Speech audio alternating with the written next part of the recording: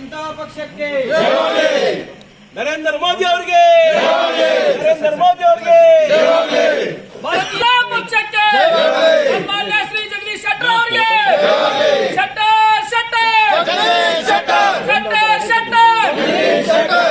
ಹುಬ್ಬಳ್ಳಿ ಹುಲಿಗೆ ಜನತಾ ಪಕ್ಷಕ್ಕೆ ಭಾರತೀಯ ಜನತಾ ಪಕ್ಷಕ್ಕೆ ನರೇಂದ್ರ ಮೋದಿ ಅವರಿಗೆ ನರೇಂದ್ರ ಮೋದಿ ಅವರಿಗೆ ಬಲೋ ಭಾರತ್ ಮಾತಾ ಕಿ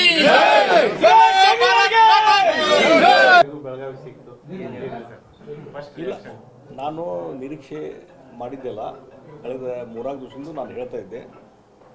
ಬೆಳಗಾವಿ ಲೋಕಸಭಾ ಕ್ಷೇತ್ರಕ್ಕೆ ಏನೊಂದು ಟಿಕೆಟ್ ಕೊಡುವಂಥದ್ದು ಪ್ರೊಸೆಸ್ಸು ಅಲ್ಲಿ ನನಗೆ ಸಿಗ್ತದೆ ಅನ್ನುವಂಥ ವಿಶ್ವಾಸ ಇದೆ ಅಂತ ಹೇಳ್ತಾ ಇದ್ದೆ.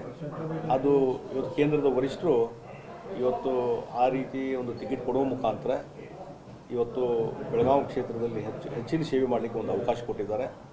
ಇವತ್ತು ಟಿಕೆಟ್ ಅನೌನ್ಸ್ ಮಾಡಿದ್ದಾರೆ.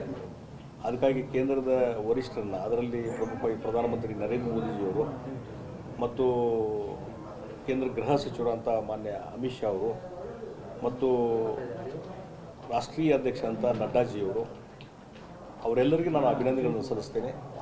ಮತ್ತು ಅದೇ ರೀತಿ ರಾಜ್ಯದ ಅಧ್ಯಕ್ಷ ಅಂತ ವಿಜೇಂದ್ರ ಅವರು ಮತ್ತು ನಮ್ಮ ಹಿರಿಯ ನಾಯಕರಂಥ ಮಾನ್ಯ BS ಯಡಿಯೂರಪ್ಪನವರು, ಅವರಿಗೂ ಸಹಿತ ನಾನು ಅಭಿನಂದನೆ ಸಲ್ಲಿಸ್ತೇನೆ.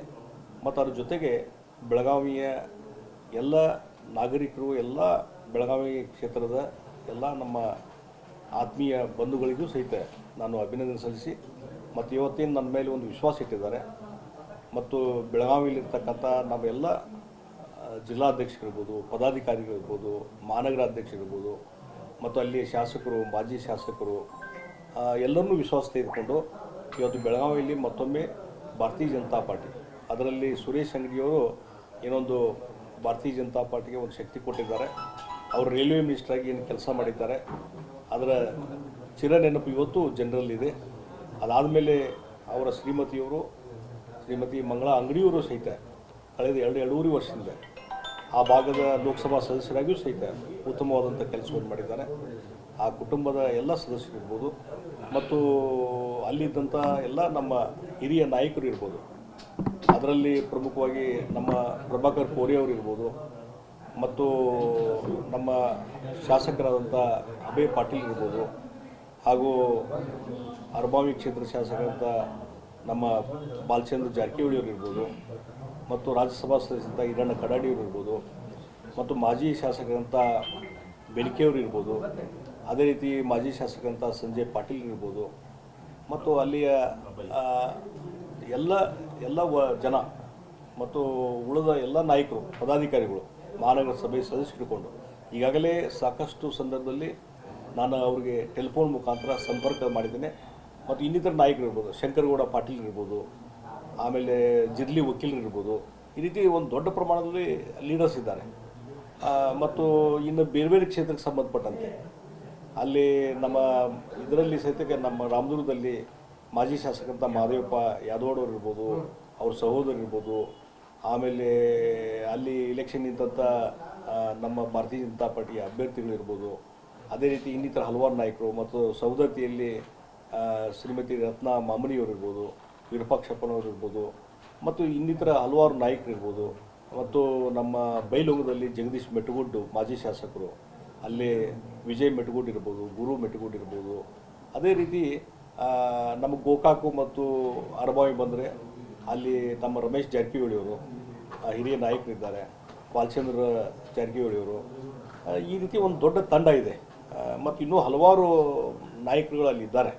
ಅವರೆಲ್ಲರನ್ನೂ ವಿಶ್ವಾಸ ತೆಗೆದುಕೊಂಡು ಇವತ್ತು ಈಗಾಗಲೇ ಅವರಿಗೆ ಕಂಟಿನ್ಯೂಸ್ ಕಳೆದ 1 ವಾರದಿಂದ ಎಲ್ಲರ ಜೊತೆ ಸಂಪರ್ಕದಲ್ಲಿದ್ದೇವೆ. ಅವರೂ ಸಹಿತ ಇವತ್ತು ಒಂದು ಸಲ ಟಿಕೆಟ್ ಅನೌನ್ಸ್ ಆಗಲಿ, ಎಲ್ಲರೂ ಕೂಡ್ಕೊಂಡು ಒಗ್ಗಟ್ಟಿನಿಂದ ನಾವು ಮಾಡೋಣ ಅನ್ನುವಂಥ ಮಾತನ್ನು ಹೇಳಿದ್ದಾರೆ. ನಾನು ಹೇಳಿದೆ, ಹಿಂದೆ ಬೆಳಗಾವಿಯಲ್ಲಿ ಸಂಘಟನೆ ಮಾಡಿದ ಪಾರ್ಟಿ 2004ರಲ್ಲಿ ನಾನು ಲೀಡರ್ ಆಫ್ ಅಪೋಸಿಷನ್ ಇದ್ದಾಗ, ಹೀಗಾಗಿ ಆ ಹಿನ್ನೆಲೆಯಲ್ಲಿ ಎಲ್ಲರೂ ಕೂಡ್ಕೊಂಡು ಕೆಲಸ ಮಾಡೋಣ, ಪಕ್ಷ ಕಟ್ಟುವಂಥ ಕೆಲಸ ಮಾಡೋಣ ಮತ್ತು ಬೆಳಗಾವಿ ಅಭಿವೃದ್ಧಿ ದೃಷ್ಟಿಯಿಂದ ಒತ್ತು ಕೊಟ್ಟು ಕೆಲಸ ಮಾಡೋಣ.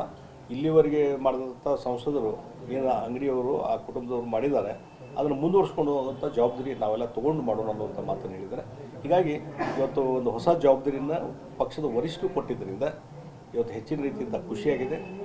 ಅದರಿಂದ ಒಂದು ಇನ್ನೂ ಹೆಚ್ಚು ಕೆಲಸ ಮಾಡಲಿಕ್ಕೆ ನಂಗೆ ಹುಮ್ಮಸ್ಸು ಬಂದಿದೆ. ಆ ಕೆಲಸವನ್ನು ಮಾಡಿ ಸಾಧನೆ ಮಾಡಿ ಅತಿ ಹೆಚ್ಚು ಮತಗಳ ಅಂದರಿಂದ ಗೆದ್ದು ಬರುವಂಥದ್ದು ಅಲ್ಲಿಯ ಎಲ್ಲ ಜನರ ಎಲ್ಲ ನಾಯಕರ ಒಂದು ಸಹಕಾರ ತೆಗೆದುಕೊಂಡು ಆಗ್ತದೆ ಅನ್ನುವಂಥ ವಿಶ್ವಾಸ ನನಗೆ. ಶೆಟ್ಟರಿಗೆ ಅಂದುಕೊಂಡಷ್ಟು ಬೆಳಗಾವಿ ಈಸಿ ಆಗಿದೆ ನನಗೇನಾಗಿದೆ, ಅಲ್ಲಿ ಕೆಳ ಹಂತದಿಂದ ಸಂಘಟನೆ ಮಾಡಿದೆ ಪಾರ್ಟಿ. ಕೆಳ ಹಂತದ ಕಾರ್ಯಕರ್ತರ ಹೆಚ್ಚಿನ ರೀತಿ ಸಂಬಂಧ ಇದೆ, ಯಾವುದೇ ತಾಲೂಕು ಹೋಗಲಿ. ಮತ್ತು ನಾನು 1999 2004ರಲ್ಲಿ ಏನೊಂದು ಲೀಡರ್ ಆಫ್ ಅಪೋಸಿಷನ್ ಆಗಿದ್ದೆ. ನಾನು ಫಸ್ಟು ಸಂಘಟನೆ ಇಲ್ಲಿ ಧಾರವಾಡ ಜಿಲ್ಲೆ ಈ ಕಡೆ ಹಾವೇರಿ ಇವೆಲ್ಲ ಓಕೆ, ಫಸ್ಟು ಹೆಚ್ಚು ಸಂಘಟನೆ ಮಾಡಿದಂಥದ್ದು ಓಡಾಟ ಮಾಡಿದಂಥದ್ದು ಜಿಲ್ಲೆ ಅನ್ನೋದು ಬೆಳಗಾವಿ ಜಿಲ್ಲೆ.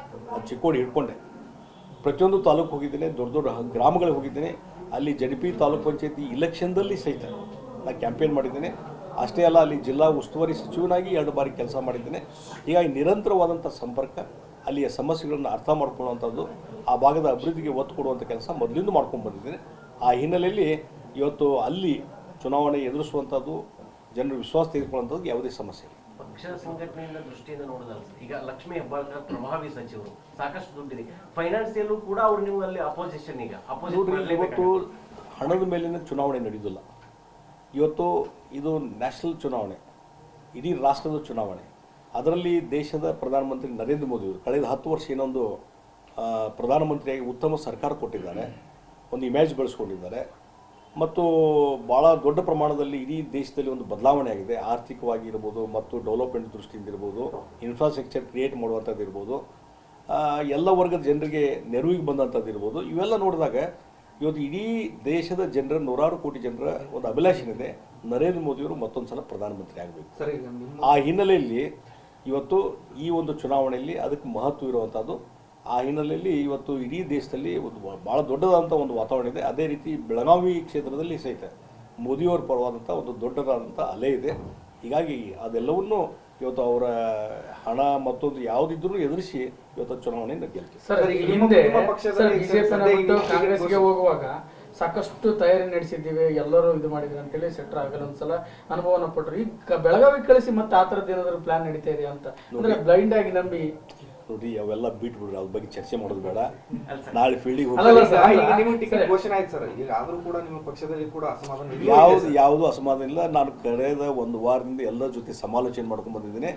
ಎಲ್ಲರೂ ಸಹಿತ ಒಂದ್ಸಲ ಇಲೆಕ್ಷನ್ ಟಿಕೆಟ್ ಘೋಷಣೆ ಆಗಲಿ, ನೀವೆಲ್ಲ ಮೊದಲು ಎಲ್ಲ ಸಂಘಟನೆ ಮಾಡಿದಂಥವ್ರು ನಿಮ್ಮ ಜೊತೆ ಇರ್ತೀವಿ, ಎಲ್ಲರೂ ಕೂಡ್ಕೊಂಡು ಕೆಲಸ ಮಾಡ್ತೀವಿ ಅಂತ ಹೇಳಿ ಅಲ್ಲಿಯ ಸ್ಥಳೀಯ ನಾಯಕರು ಎಲ್ಲರೂ ಹೇಳಿದ್ದಾರೆ. ಅಭಿಯಾನ ಜೋರಾಗಿದೆ ಸರ್. ಯುವಕರಿಗೆ ಮನ್ನಣೆ ಕೊಟ್ಟಿಲ್ಲ ಅನ್ನೋದು, ಸ್ಥಳೀಯರಿಗೆ ಮನ್ನಣೆ ಕೊಟ್ಟಿಲ್ಲ ಅದನ್ನ ಶಮನ ಹೇಗೆ ಮಾಡ್ತೀರಾ? ಇದು ನೋಡಿ, ಅಲ್ಲಿ ನಾನು ಹೋದ್ಮೇಲೆ ಎಲ್ಲರ ಜೊತೆ ಸಮಾಲೋಚನೆ ಮಾಡಿಕೊಂಡು ಎಲ್ಲವನ್ನೂ ಸರಿ ಮಾಡುವಂತ ಕೆಲಸ ಮಾಡಿ. ಸರ್, ಈಗ ಒಂದು ಧಾರವಾಡದ್ದು ಹಾವೇರಿದು 2 ಟಿಕೆಟ್ ತಪ್ಪಿಸುವಂತ ಟಿಕೆಟ್ ತಪ್ಪಿಸುವಂತ ಪ್ರಯತ್ನಗಳು ಆಗಿದ್ವು. ಈಗ ಬೆಳಗಾವಿದು ಸಹ ತಪ್ಪಿಸುವಂತ ಪ್ರಯತ್ನಗಳಿತ್ತು. ಇಲ್ಲ, ಅದಕ್ಕೆ ನಾನು ಹಿಂದಿನೂ ಹೇಳಿದ್ದೀನಿ, ಹಿಂದೆ ಫೈನಲ್ ಆಗಿದ್ದು ಡಿಕ್ಲೇರ್ ಮಾಡುವಾಗ ಒಂದಿಷ್ಟು ಲೇಟ್ ಆಗಿದ್ದು ಬಿಟ್ಟು ಯಾವುದೇ ತಪ್ಪಿಸುವಂಥದ್ದು ಮತ್ತೊಂದು ಯಾವುದೂ ಆಗಿಲ್ಲ ಅಂತ ನಾನು ಸ್ಪಷ್ಟವಾಗಿ.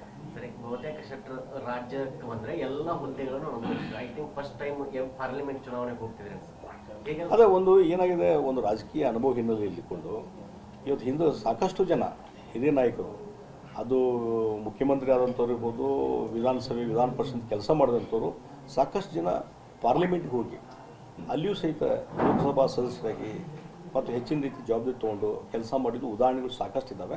ಆ ಒಂದು ಅವಕಾಶ ಇವತ್ತು ನನಗೆ ಬಂದಿದೆ. ಇನ್ನೂ ಹೆಚ್ಚು ಅನುಭವ ತೆಗೆದುಕೊಳ್ಳಿಕ್ಕೆ ನಂಗೆ ಅವಕಾಶ ಇದೆ. ಗೆದ್ದು ಬಂದರೆ ಸಚಿವ ಸ್ಥಾನ ಏನಾದರೂ ಕೇಂದ್ರದ ಸಚಿವ ನೋಡ್ರಿ, ನಾವು ಯಾವುದೂ ನಿರೀಕ್ಷೆ ನಾವು ಮಾಡ್ಕೊಂಡಿಲ್ಲ. ಇವತ್ತು ಫಸ್ಟು ಲೋಕಸಭಾ ಚುನಾವಣೆಯಲ್ಲಿ ಫೇಸ್ ಮಾಡೋದು, ಗೆದ್ಕೊಂಬರೋದು ಅಷ್ಟೇ.